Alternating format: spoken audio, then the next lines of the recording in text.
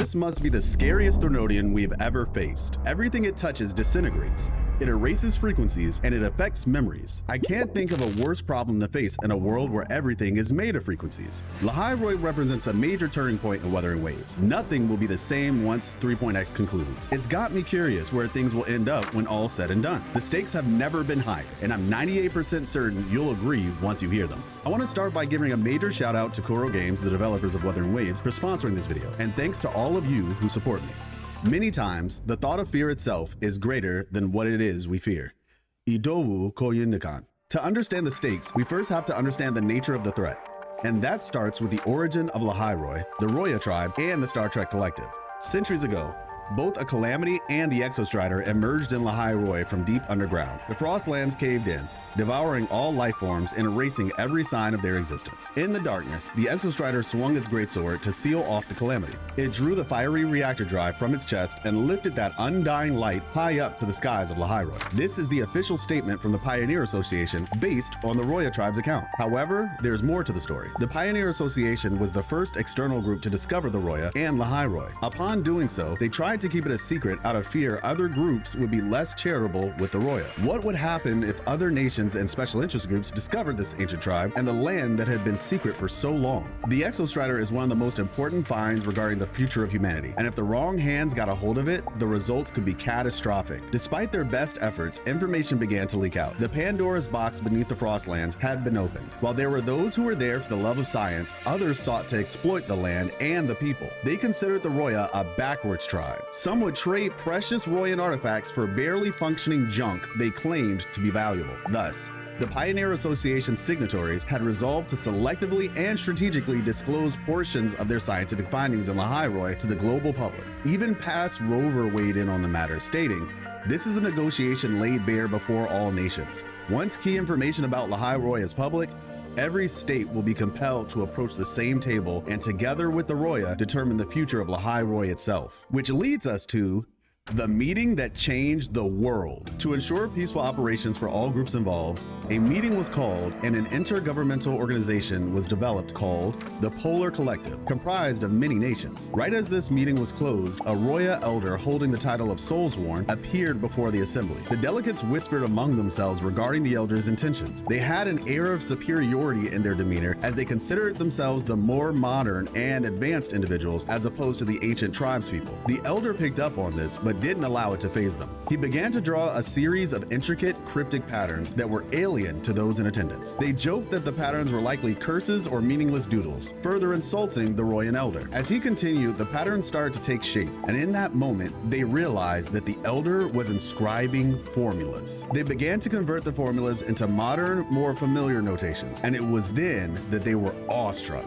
The structures described by the elder matched some of their most advanced equations, the very kind of mathematics they believed could change the world. In that moment, the assembly understood the significance of the Soulsworn's act. It demonstrated that the Roya possessed knowledge and mathematical mastery on par with their own, and more importantly, that they were willing to share this ancient wisdom with the Polar Collective. In that moment, mathematics became the only language in the room. Once everyone was on board, the elder completed an astronomical measurement of the polar axis. The precision appeared to surpass that of the finest contemporary instruments used by the modern world. All became silence, and there was no doubt that the accomplishments of this ancient tribe not only reached but challenged the intellectual domain claimed by the so-called civilized world. The silence was short-lived, however, because the Soulsworn's next equation revealed a startling truth. It described the fact that the wave-warm phenomenon in Lahai-Roi was showing steady increases over time, despite the Threnodian being sealed. What was even more alarming was that the Roya had no solution to this issue. Things went from bad to worse when the Black Shores got involved. They revealed that the Tethys system had run tests on the frequencies observed from the Threnodian. Those frequencies shared no commonality with any known Threnodian signature on Solaris. Now, we know from Rina Sita and Jinzhou that Threnodians are born from the fears and negative subconscious of civilizations. However, the Threnodian in Lahai-Roi, Aleph 1, doesn't seem to originate from any known civilization. This is probably why Mornier called it a void-born Threnodian. The room was full of debates surrounding the accuracy of the data.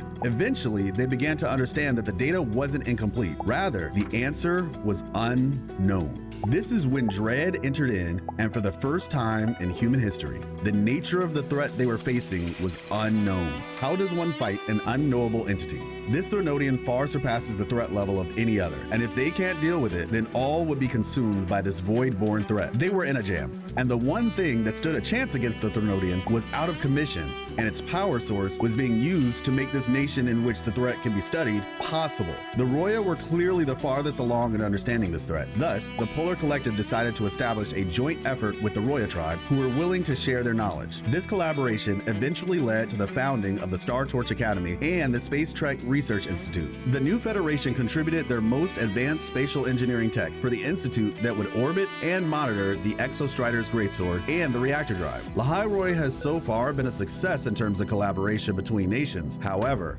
the state of Lahairoi isn't looking as optimistic. In a research recording of Sundermere Lakebed, the location where the Exostrider's Greatsword sealed the Threnodian, the Black Shore's research revealed something very concerning. They discovered that the Threnodian's frequencies were leaking out of the seal. The name Sundermere is a combination of Old English and Norse roots. Sunder meaning to break, and mere meaning lake. In essence, divided lake.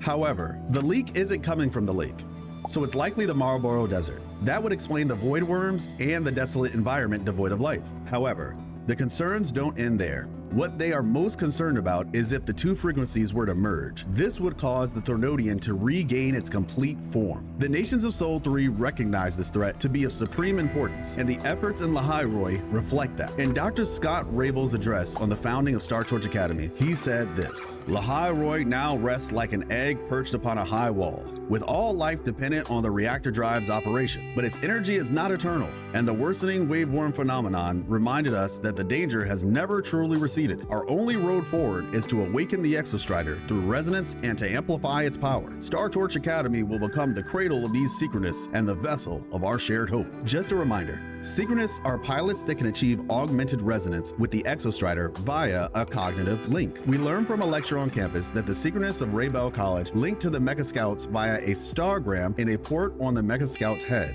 If you go around campus, you may have noticed these star-like objects floating around the students and some of the staff's head. These, I believe, are the stargrams used to link to the Mecha Scout's head. This is significant because the mechs are like the golems of Jewish folklore. They were activated via symbols on their foreheads. More on that in this video. As Dr. Scott's address concludes, he says these words: My Royan friends, you have safeguarded this land for generations. Esteemed delegates, you carry the weight of humanity's future on your shoulders. Star Torch Academy is not simply an institution of learning. It is a bridge between civilizations. It is the lighthouse we light against the long night.